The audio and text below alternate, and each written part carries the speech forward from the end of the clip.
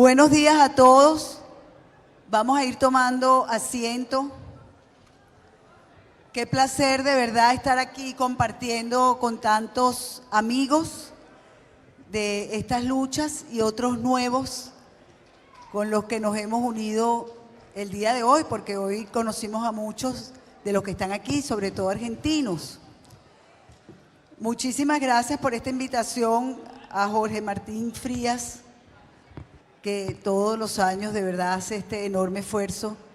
Gracias al señor Santiago Abascal por haber llevado adelante esta iniciativa. Soy periodista venezolana, pero no soy de ese grupo de periodistas propagandísticos, del que tanto han hablado hoy el presidente Milei y también el señor Abascal. Soy de esos periodistas, junto con uno de mis contertulias aquí hoy, que es Orlando Avendaño. Somos perseguidos y censurados en nuestro país y exiliados, él en Colombia, yo en Panamá, precisamente por defender la verdad y por no hacerle propaganda a ningún tirano. Así que celebramos todos aquí el que Argentina esté en el rumbo de la libertad y que a través del Foro Madrid llevemos adelante este grupo de los buenos somos más, y vamos a alcanzar definitivamente la libertad para nuestros pueblos.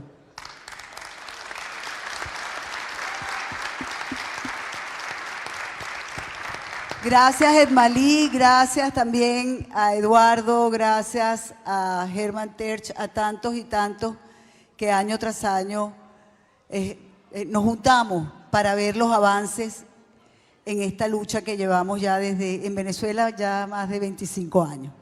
Pero voy a mostrarles de una vez, voy a presentarles ya quiénes son los panelistas de esta mesa que se ha titulado Venezuela en Libertad, porque para allá vamos. Porque sin duda alguna, este 28 de julio los venezolanos decidimos que queremos la libertad. Voy a comenzar con el más joven, Orlando Avendaño. Él es periodista, además tiene estudios en Historia de Venezuela, él es egresado de la Universidad Católica Andrés Bello, escribe para varios portales y es un perseguido de todos los días. Si ustedes se meten hoy en cualquier red social y buscan Nicolás Maduro, buscan Diosdado Cabello o el fiscal Tarek William Saab, verán que lo están acusando perennemente, que le han abierto investigaciones, que incluso le dicen, sabemos dónde estás y vamos por ti. Como diciéndole, sabemos que no estás en Venezuela, sabemos dónde estás y te vamos a secuestrar. El segundo de nuestros ponentes es Vladimir Petit Medina. Vladimir Petit es egresado también de la Universidad Católica Andrés Bello, tiene un doctorado en Ciencias Sociales por la Universidad Central de Venezuela, estudios de políticas públicas en la Universidad de Harvard y también de Economía y Finanzas de IESA. Ha escrito un libro muy importante, se llama Hugo Chávez y la perversión del ejército. Creo que es de lectura imprescindible para que entiendan cómo se utilizó a una institución que servía de defensa nacional como un arma política y de control social. Se me olvidó decir que también Orlando Avendaño ha escrito dos libros, uno, Sumisión, Días de Sumisión, cómo Venezuela perdió la batalla contra Fidel Castro, y el segundo, Versalles, que nos habla de los acontecimientos del 2019, cuando se juramentó Juan Guaidó, que tuvimos los venezolanos una esperanza, pero esa esperanza se diluyó. Nuestro tercer invitado es Alejandro Peña Esclusa. Alejandro Peña Esclusa estuvo en la cárcel, en el Helicoide, un año, solo por decir lo que era el Foro de Sao Paulo. Yo debo confesar que la primera vez que lo entrevisté en el año 98 y me habló del Foro de Sao Paulo, no tenía idea de lo que me estaba hablando. No conozco una persona que sepa más de esa organización criminal que él. Tiene 27 años estudiándolos, siguiéndolos. Y eso le costó un año de cárcel, pero después le costó 10 años de silencio. Se le dio libertad en su casa, pero no podía hablar, no podía escribir, no podía tener redes sociales, no podía decir nada. Los tres tienen cosas en común. Los tres son venezolanos, los tres son exiliados políticos, los tres son perseguidos y los tres, y quien les habla, también somos colombianos. Porque nos quitaron la identidad, nos quitaron el pasaporte, nos lanzaron como parias, huimos, cada uno huyó por su parte, y los gobiernos democráticos de Colombia nos acogió, nos protegió y nos dio una identidad, porque si no seríamos parias. Pero además tienen cosas en común, creen en la propiedad privada, creen en la libertad individual, creen en el respeto del otro, creen en la democracia representativa, y yo creo que no pudieron haber escogido hoy el Foro Madrid y la Fundación Disenso un mejor panel para hablar de Venezuela. ¿Cómo está hoy Venezuela? Y a pesar de que tenemos un presidente electo con más de 7 millones de votos, la represión, que es lo único que le queda a la tiranía, sigue avanzando. Así que vamos a dar inicio con Orlando Avendaño.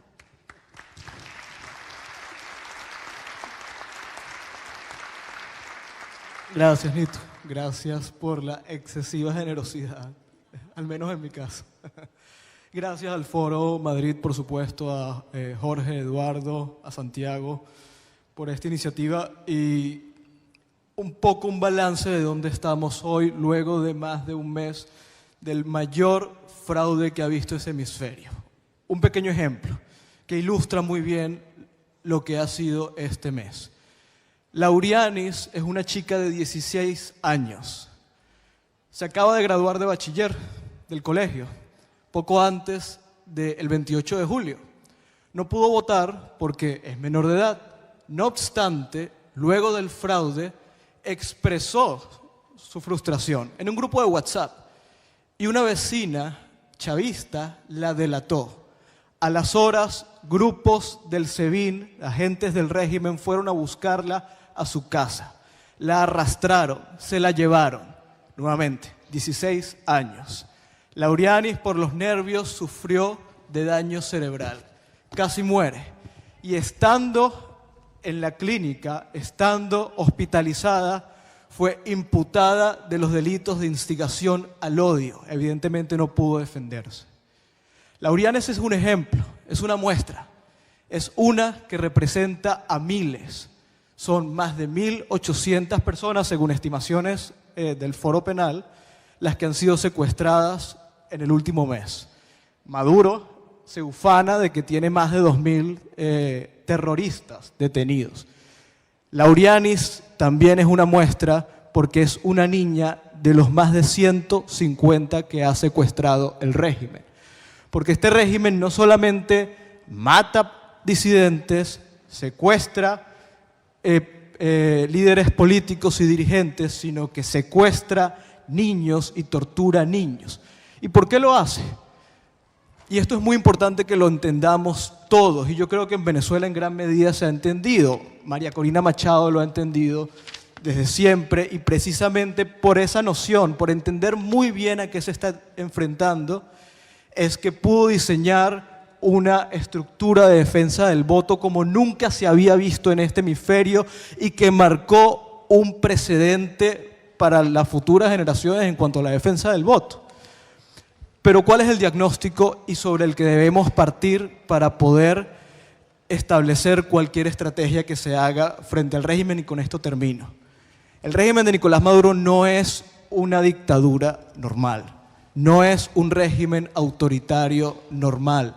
No funciona con las presiones y con los estímulos a los que normalmente funcionan o ceden los regímenes autoritarios.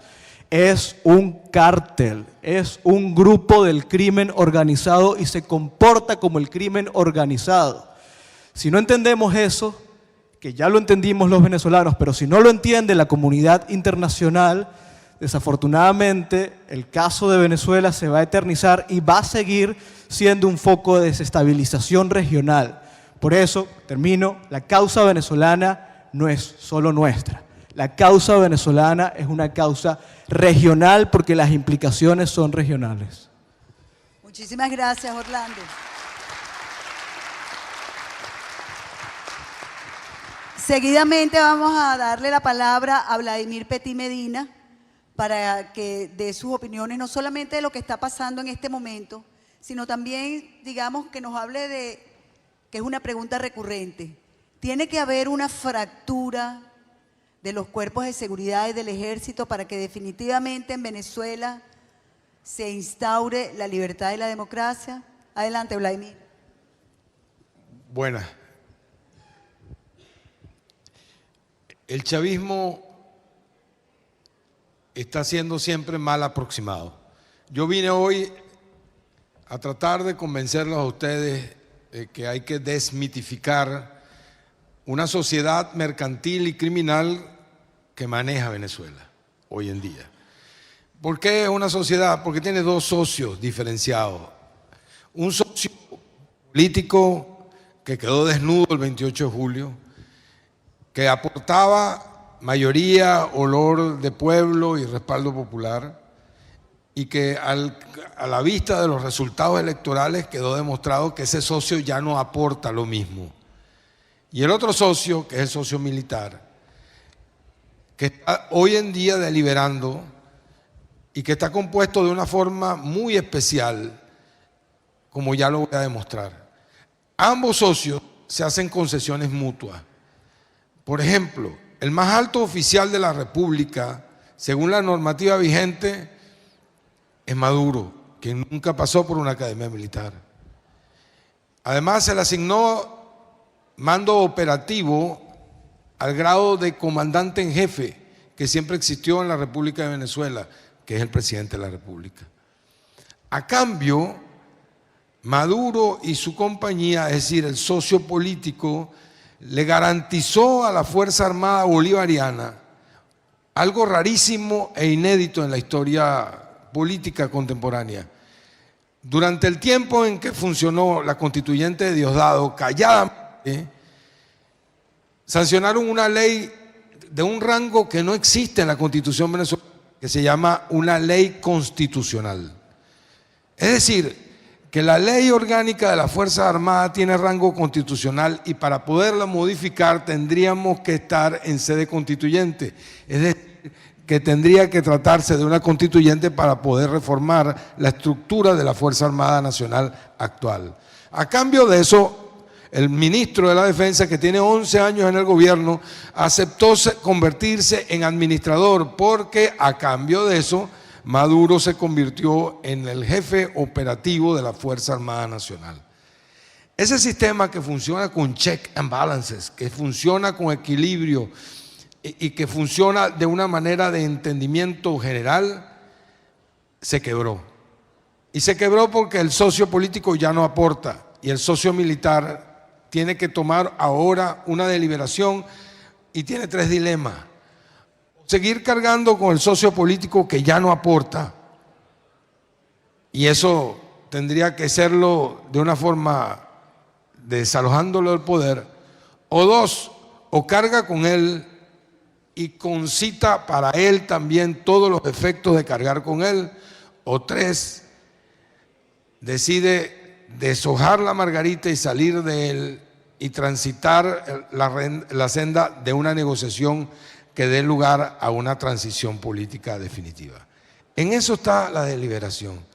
Pero ahora, quizás muchos conocen al socio político, pero yo les voy a hablar un poco del socio militar. Fíjense, un ejército serio, el ejército de los Estados Unidos, tiene 1.700.000 efectivos, con una capacidad de congregar una reserva en poco tiempo de un número igual. Tiene adiestramiento y guerra permanente en el mundo y tiene 900 generales. Un ejército serio, el israelí, tiene 170.000 efectivos, una capacidad de congregar 550.000 reservistas de la diáspora, de todo el mundo, en tiempo récord, vive en adiestramiento y en alerta permanente, tiene 90 generales. Un ejército serio, el español, tiene 170 y pico mil, 168.000 efectivos. Una capacidad de adiestramiento intensa, porque además ha trabajado y ha colaborado en varias ofensivas militares en el mundo. Vive en constante cuidado de su apresto militar y tiene 280 generales. El ejército venezolano tiene al menos, pareciera, 170.000 efectivos, porque es una cifra un poco confidencial y hay que sacarla por vía invertida usando o infiriendo a partir del presupuesto del Ministerio de la Defensa, y tiene 2.000 generales. 2.000 generales. La talla promedio de la oficialidad americana es M o L, entre M y L. La talla promedio del uniforme de la oficialidad israelí es M. La talla promedio de la oficialidad española es M. La talla promedio de la oficialidad venezolana es 2XL. El apresto militar español está en 80% de operatividad. El de los americanos es 91%. El apresto militar del ejército israelí es el más cercano al 100%. El apresto militar venezolano está en condiciones paupérrimas, no llega al 30% de operatividad. Dentro de todos los componentes nuestros, la Fuerza Aérea está en condiciones calamitosas, sobre todo porque una gran cantidad, los F-16 están inoperativos porque los Estados Unidos no les vende repuestos, y evidentemente. Entonces tienen los aviones Sukhoi, y los aviones Sukhoi tienen un grave problema de mantenimiento en Venezuela, pero además de pilotaje. ¿Por qué? Porque los pilotos venezolanos tienen una talla y una condición que no caben específicamente en las dimensiones del Sukhoi, por lo visto de la talla, etc. La Marina venezolana tenía 3 fragatas misilísticas importantes, una de ellas solamente está en condiciones de mantenimiento mayor óptimo y está sometida a labores de guardia costera, porque los demás lanchones de guardia costera están en dique seco.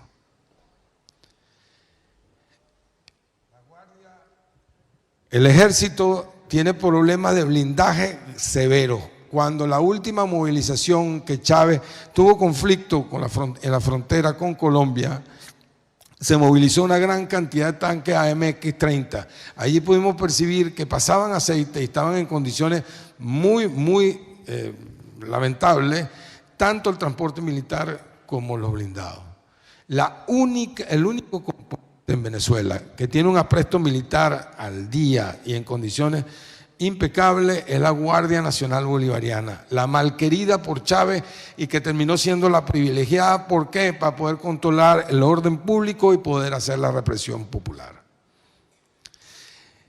La pregunta es, ¿un ejército así es profesional en estas condiciones, una fuerza armada así? La respuesta es evidente, no, es pretoriana. Pero además pretoriana con un componente político. A ellos se les ha formado en cinco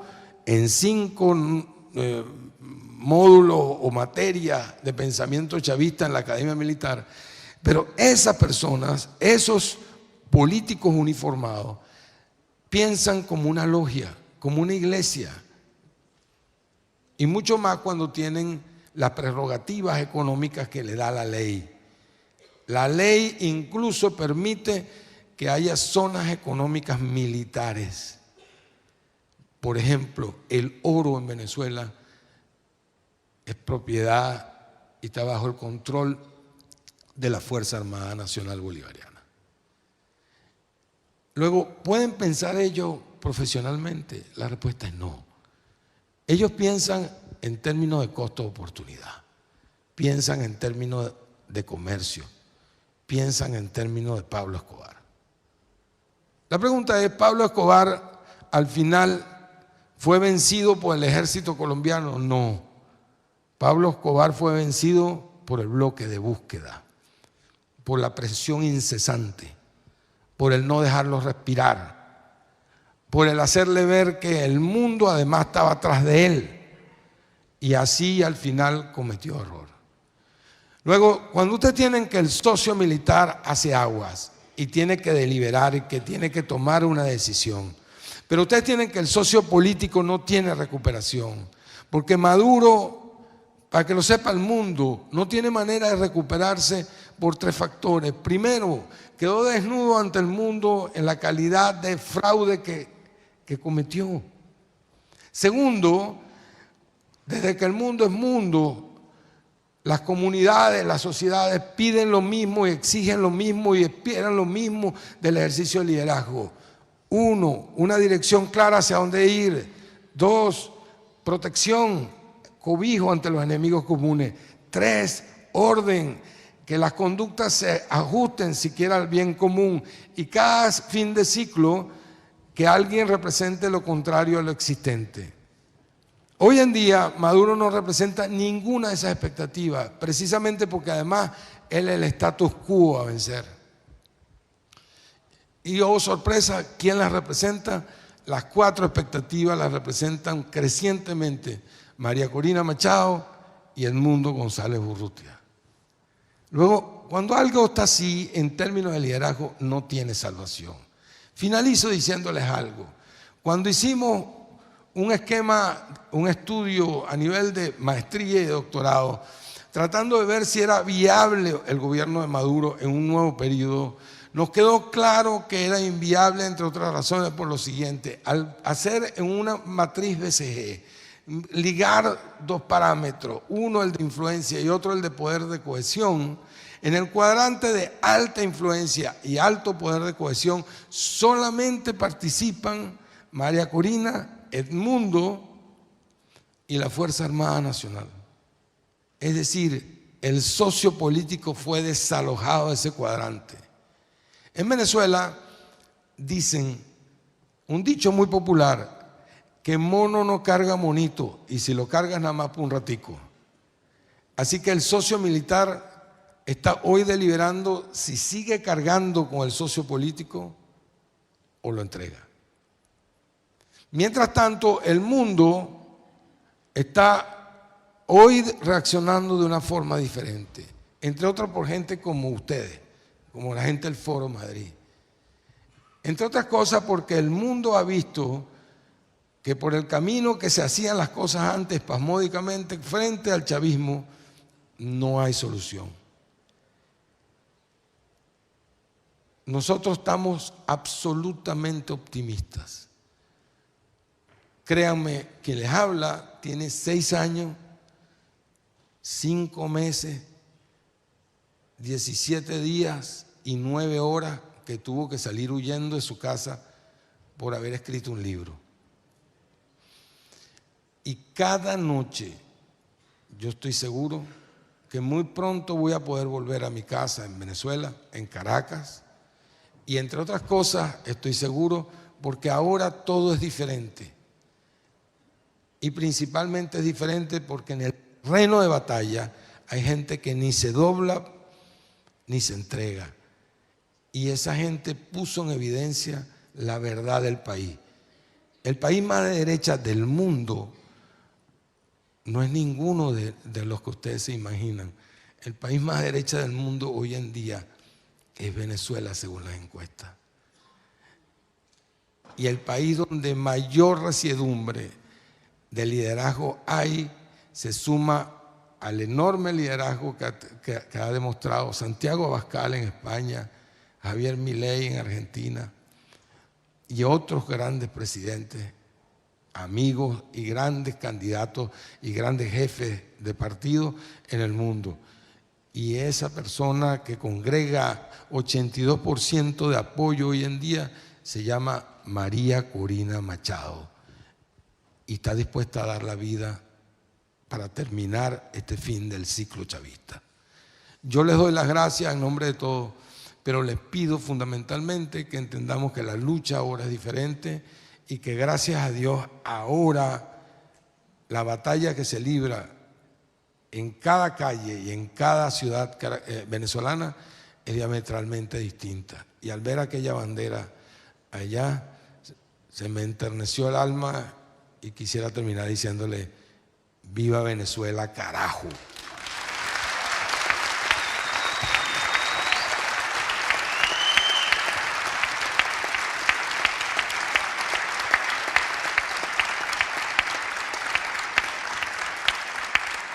Gracias, Vladimir. Ahora va a cerrar esta primera etapa Alejandro Peña Esclusa, quien no solamente, como les contaba, ha sufrido cárcel, sino que ha ocupado su tiempo en escribir, yo creo que son 5 libros ya, ¿no, Alejandro? Sobre el Foro de Sao Paulo, 5.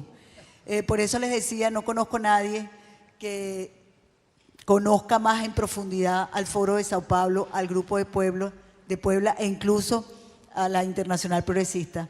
Así que Alejandro además nos va a contar algo muy importante, porque hay un libro, permíteme, que se llama Los fraudes electorales del Foro de Sao Paulo, que yo les invito además a que lo adquieran, está en Amazon, es facilísimo de leer.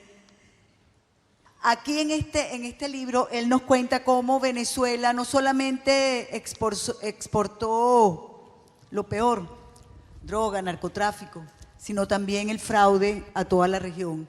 Pero él tiene hoy en día una visión importante que estoy segura que ustedes van a compartir también. Adelante, Alejandro. Bueno, mira, antes de comenzar, Nitu, yo quería, así como Vladimir dijo que vio la bandera y se le enterneció el alma, ¿verdad? El alma. ¿Está funcionando el micrófono? Y ya a mí se me enterneció también cuando estábamos nosotros 4 sentados allá en la segunda fila y veíamos al presidente Milei, a Santiago Abascal, hablando de la lucha nuestra de los venezolanos. Y se me aguaron los ojos como se me están aguando ahorita en este momento. Me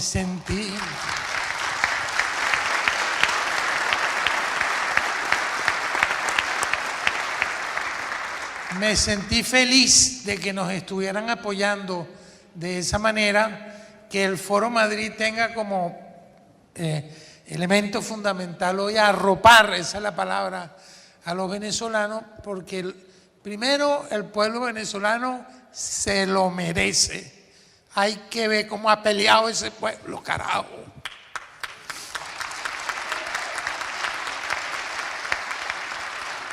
Y segundo, porque lo necesitamos a ustedes. Y de eso quiero hablar yo, porque Vladimir, que yo no sabía lo que le iba a decir, me ha dado pie en 2 cosas muy importantes, muy importantes. Una de ellas es que él está convencido de que viene el quiebre militar, o sea, el quiebre de los socios políticos y militares. Yo también estoy convencido, Vladimir. La pregunta es cómo aceleramos ese proceso desde afuera. Y de eso quisiera hablarles yo. Pero comienzo por decirles que este último fraude del 28 de julio es el último de muchos otros fraudes. En mi libro, en los fraudes electorales del Foro de Sao Paulo, yo explico que la única elección que ganó Chávez limpiamente fue la primera, la de 1998. Después continuamente fue pervirtiendo el sistema electoral venezolano. Y quiero hablarles porque esto afecta a toda la región, muy específicamente del robo de las elecciones en Venezuela del año 2004, donde se llevó a cabo un referéndum revocatorio, que se le preguntaba al pueblo si querían que Chávez continuara o no. Chávez perdió esa elección y se robó 2 millones de votos para cambiar la realidad. O sea que este fraude de ahora es apenas uno más que fue descubierto. Y en esa oportunidad, queridos amigos, la empresa que participó en ese robo se llama Smartmatic, conocida mundialmente. Fue creada por unos jóvenes ingenieros que estudiaron en mi universidad, la Universidad Simón Bolívar. Le dieron un primer aporte, el régimen venezolano, de $200,000 para que crearan la empresa. Luego le dieron un contrato por alrededor de $90 millones para gerenciar el referéndum revocatorio de 2004, y después de eso se dispararon. Hoy en día Smartmatic funciona en los 5 continentes. Y fíjense ustedes, en un momento dado, el presidente de la junta directiva de Smartmatic fue, algunos de ustedes lo conocerán o habrán oído de él, una persona muy importante en Inglaterra, Lord Malloch Brown, mano derecha de George Soros. Lord Malloch Brown, presidente de Smartmatic. Y hace apenas un mes, el 5 de agosto, fue acusado en los tribunales estadounidenses el actual presidente de Smartmatic por haber sobornado a las autoridades de Filipinas para que contrataran a esa empresa de software electoral. Y uno dirá, bueno, pero eso es un fenómeno en Venezuela. No, porque Smartmatic compró una de las empresas de software electoral más importantes de los Estados Unidos, que se llama Sequoia Voting System. Repito, Sequoia Voting System.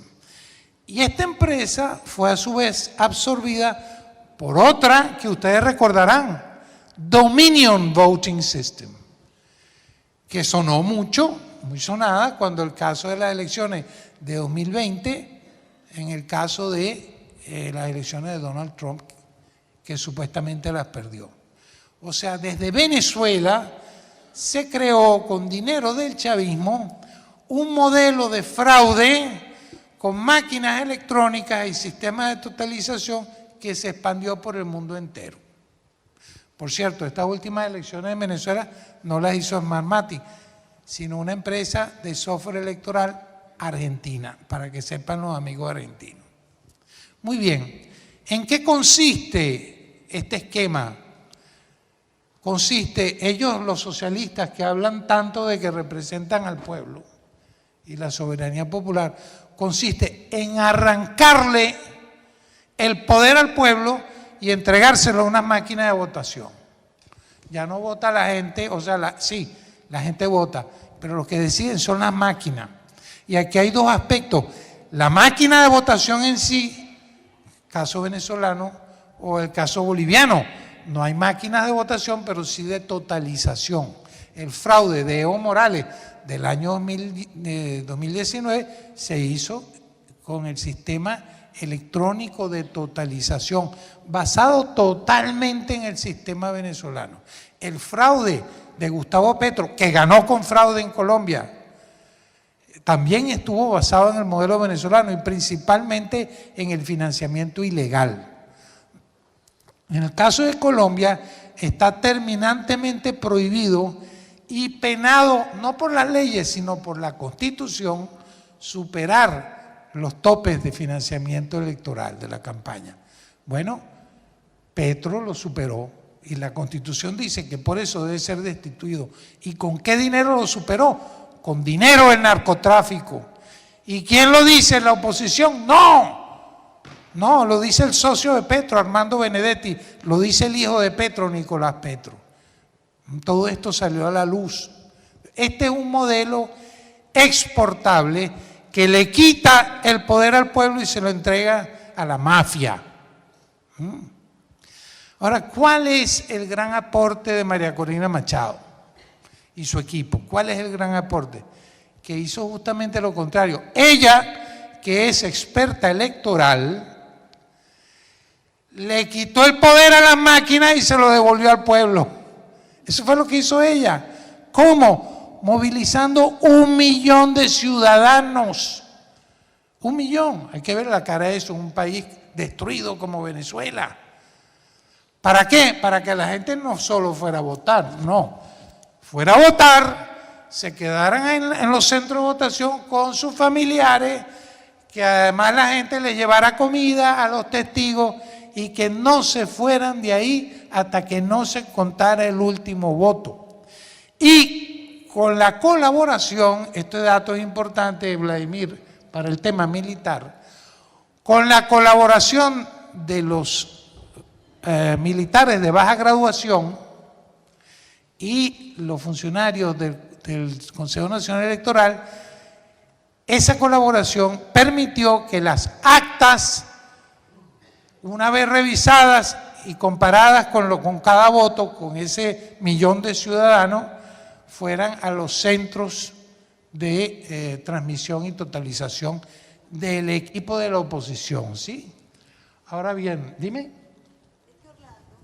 Para que vean, Orlando trajo un acta. Estas son las actas. Ganamos con el 67% de los votos. Así es. Después se las mostramos para que vean lo que es Si un me acta. permite rapidito, Nicolás Maduro, 53 votos. Edmundo González Urrutia, 378 votos. En este centro electoral. Bueno, pero aquí hay un dato interesante porque nuestro adversario, que es el chavismo, utilizó la más avanzada tecnología, ese es el corazón del fraude, tecnología de última generación para robar. Y el equipo de María Corina utilizó alta tecnología para escanear las actas, transmitirlas y montarlo en una página robusta, o sea, que no se puede hackear. De esto yo podía quedarme hablando mucho tiempo porque es muy emocionante, realmente emocionante. Y a partir de ese momento yo dije, mira, María Corina Machado, hay que quitarse el sombrero y es una tremenda líder. Ahí se ganó el liderazgo. Ojo, este modelo, así como el de Chávez es portable, este modelo también es portable, damas y caballeros. Ahora bien, el problema que tenemos ahora es para cobrar, como dicen en Venezuela. ¿Cómo hacemos que el resultado electoral sea acatado? Ajá. Tenemos un equipo contrario, la mafia, porque Lula da Silva es el creador del Foro de Sao Paulo junto con Fidel Castro, eso no se nos puede olvidar. Él creó el Foro de Sao Paulo y se llama Sao Paulo porque Lula lo gestionó en la ciudad de Sao Paulo. Muy bien, muy bien. Lula ladrón. Bueno, bienvenidos amigos brasileños, porque ustedes pueden hacer mucho, ya les voy a decir por qué. Muy bien, entonces la mafia del Foro de Sao Paulo, Petro, López Obrador y Lula están buscando la manera, con el apoyo de Borrell, en el español Borrell, en la Unión Europea, están dorando la píldora para que no se reconozca a Edmundo González Urrutia como presidente electo. Ellos son los que están saboteando esto. ¿Y cuál es la misión de todos nosotros? Fíjense la comparación. Lo que hizo María Corina Machado, de arrancarle el poder a las máquinas y devolvérsela al pueblo, es lo que nosotros, Foro Madrid, Fundación Disenso, Sectores Democráticos, La Libertad Avanza, Centro Democrático en Colombia, los brasileños que están aquí, toda la fuerza democrática, tienen que quitarle el poder a la mafia y devolvérsela al pueblo. Eso es lo que hay que hacer.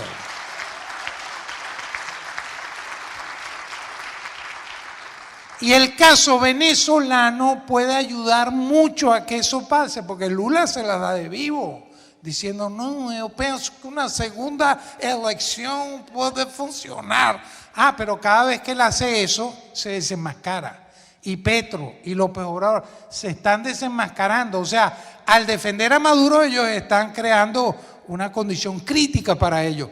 Nosotros tenemos que acelerar ese proceso dentro de cada una de nuestras naciones, desconocerlos a ellos y avanzar con dos peticiones que quisiéramos hacerlo. Uno, la que ya dije y la que ya el Foro Madrid ha presentado, reconocer a Edmundo González como presidente electo.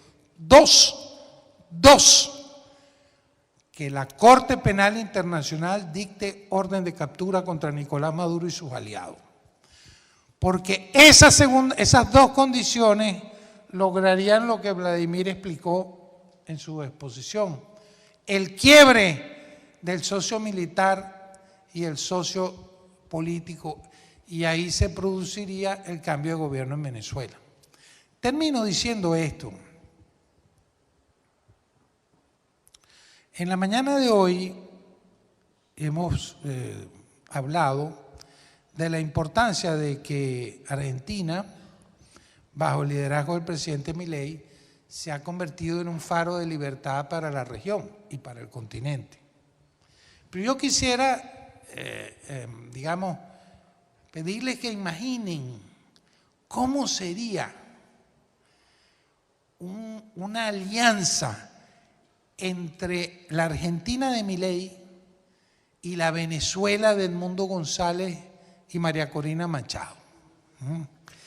Eso sería un apoyo mutuo que tendría un efecto importantísimo en toda la región y un efecto dominó en contra de la dictadura de Nicaragua, Cuba y también el que mete hoy en día a Bolivia como dictadura castrocomunista. O sea, nosotros podríamos lograr la liberación del castrocomunismo, del socialismo empobrecedor en toda Iberoamérica, si nosotros lográsemos hacer esa sinergia entre Argentina y Venezuela, como pasó hace 200 años. Argentina y Venezuela jugaron un rol fundamental y lo pueden volver a hacer. Entonces, yo les diría que cada uno de los aquí presentes, como representantes de ONG, como líderes políticos, podemos hacer mucho, bypassear a los falsos líderes como Lula y Petro y López Obrador y garantizar que el mundo reconozca a González Urrutia como presidente electo y que el fiscal de la Corte Penal Internacional por fin se decida a dictar orden de captura contra estos criminales venezolanos. Porque esos dos elementos acaban con el deshojar la margarita. A partir de eso ya se tomaría una decisión. Entonces nosotros, los aquí presentes, tenemos mucho por hacer. Bueno, termino aquí, Nito, para no alargarme y muchísimas gracias.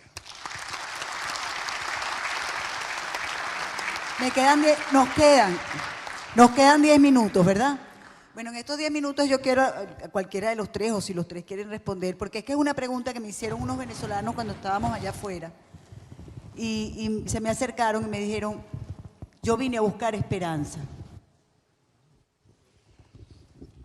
Y yo le dije, yo te voy a dar más que esperanza. Yo te voy a dar certezas, porque ganamos.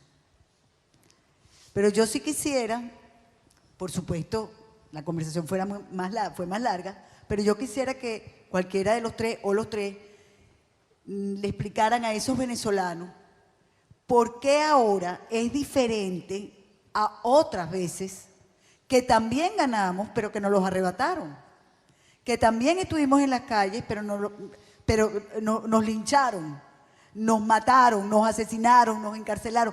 ¿Por qué ahora es distinto si la represión es más brutal que antes? Si me permiten. Bueno, hay yo voy a hablar como catedrático, ¿no? Hay una consecuencia de tanto represión y tal, que llega un momento en que el ser humano se inmuniza frente al peligro y digamos, a la amenaza. Y eso está pasando en Venezuela. A todo el que quiera optimismo, esperanza y sea venezolano, piense en estos términos. Fíjense, si en los estudios serios nos queda claro de que, 1, Maduro no es recuperable. 2, por primera vez el tiempo obra en contra de él. ¿Por qué? Por una razón elemental. Desde el punto de vista técnico, hace mucho rato pasó el punto del óptimo de Pareto y a partir de ahora, supongamos que es una curva J, está en la pendiente más negativa.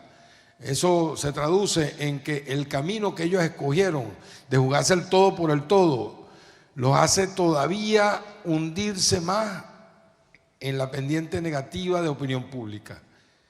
3, es un momento estelar en materia internacional. ¿Por qué? Porque los grandes aliados del chavismo, que son todos los grupos irregulares del mundo, los peores, los malos, los malvados, tienen ahorita algún tipo de ocupación preferente.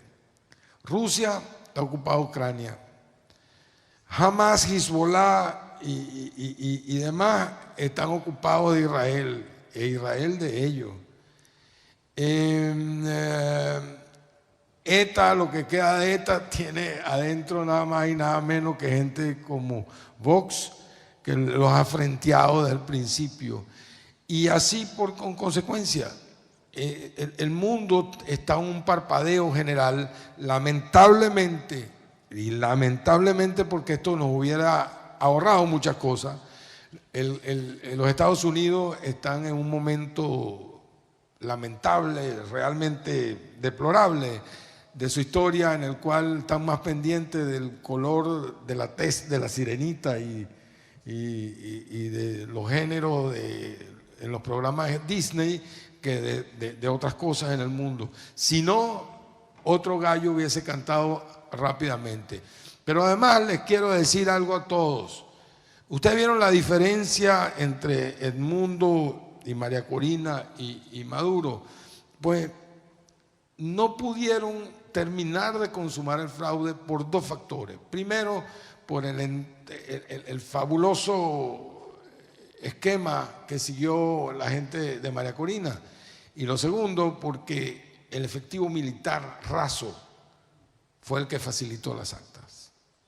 El efectivo militar raso, el que estaba al lado de la urna, el que estaba al lado de la máquina, ayudó decididamente en eso.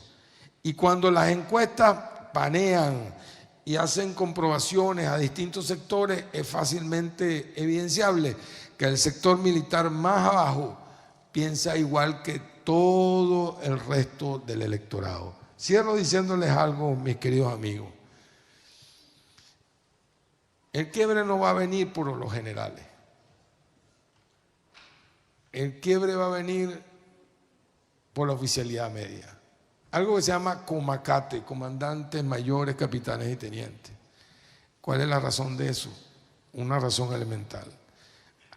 En costo de oportunidad, salir ellos de la alta cúpula y de Maduro y quedar como los que abrieron la compuerta a una nueva Venezuela es mucho más redituable y le quita de encima 3 cohortes militares aprisionadas que no pueden ascender más, porque esos 2.000 generales y el ministro de la Defensa tienen más de 12 años en comando.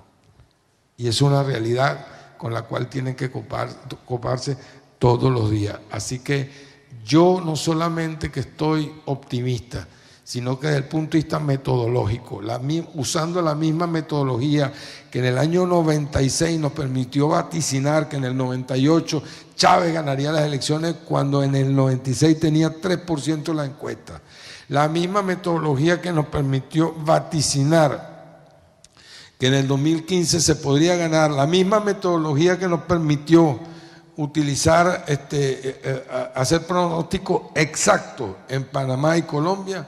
Esa misma metodología nos dice que el gobierno de Maduro es hoy un detentador precario del poder y el hecho de que esté en Miraflores lo convierte en un inquilino, un ocupa que está muy pronto a ser desalojado con el favor de Dios. Gracias.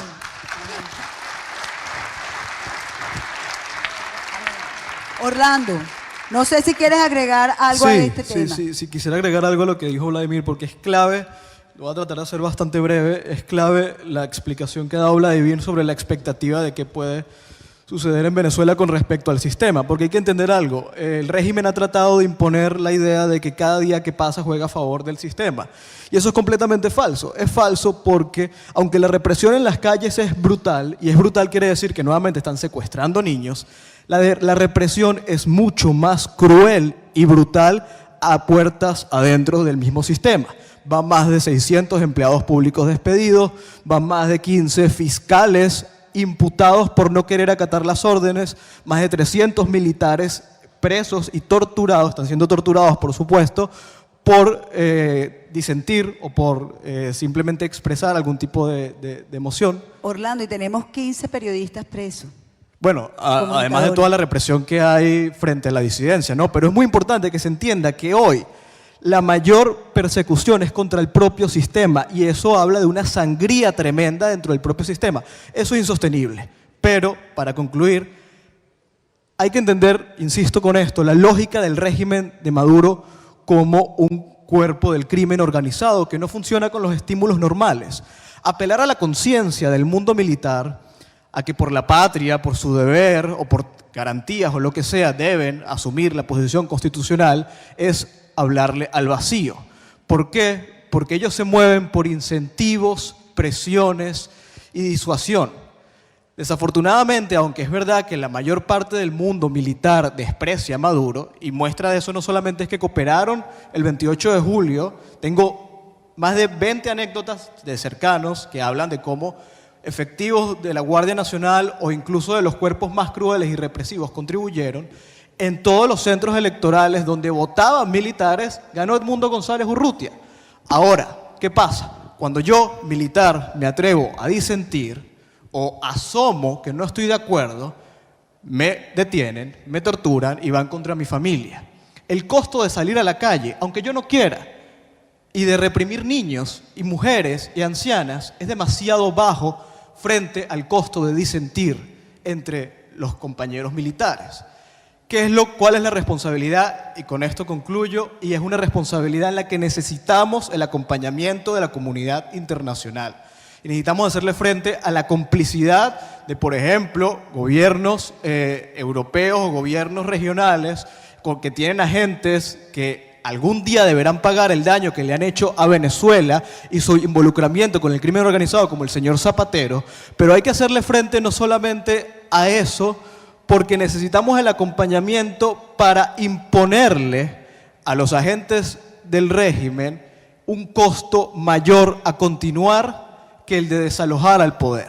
En la medida en que el costo de salir a reprimir, de torturar, de matar, sea menor, esto pues no veo cómo se puede dar el quiebre.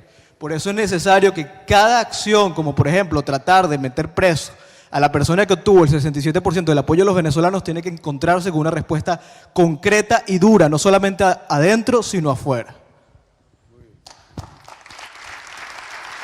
Alejandro, ¿cuál crees tú que podría ser ese costo mayor de que habla? Y ya para concluir, 3 minutos nos quedan.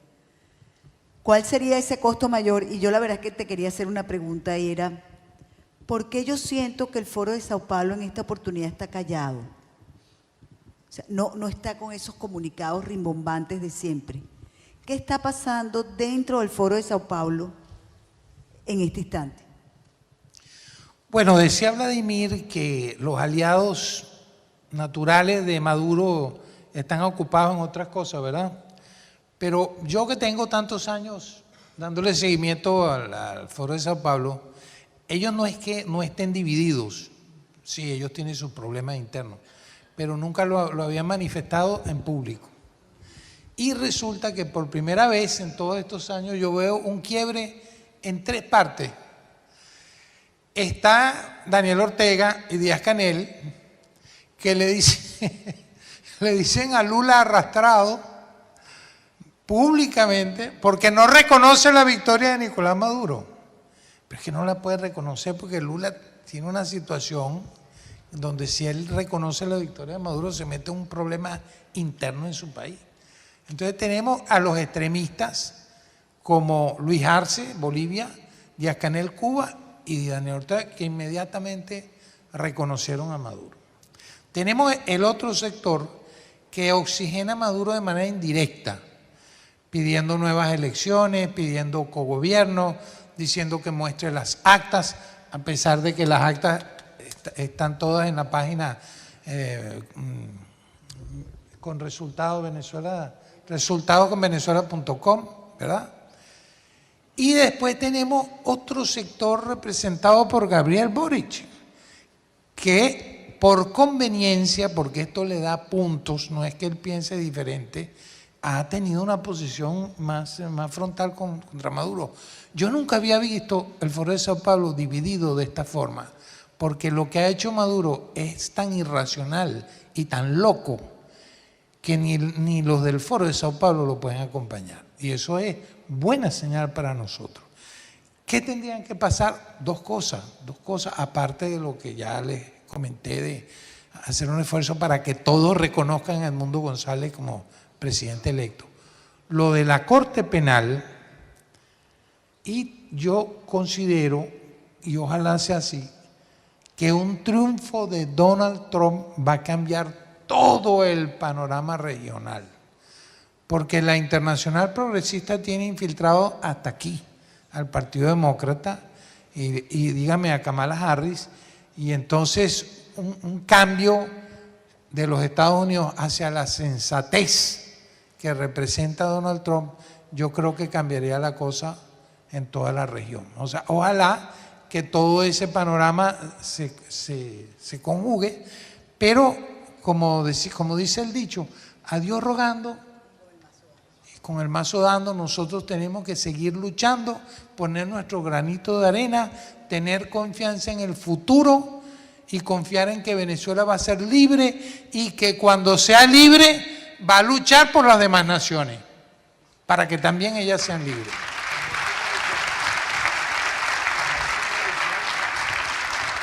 Bueno, de esta manera ponemos punto final a este primer panel, Venezuela en la libertad.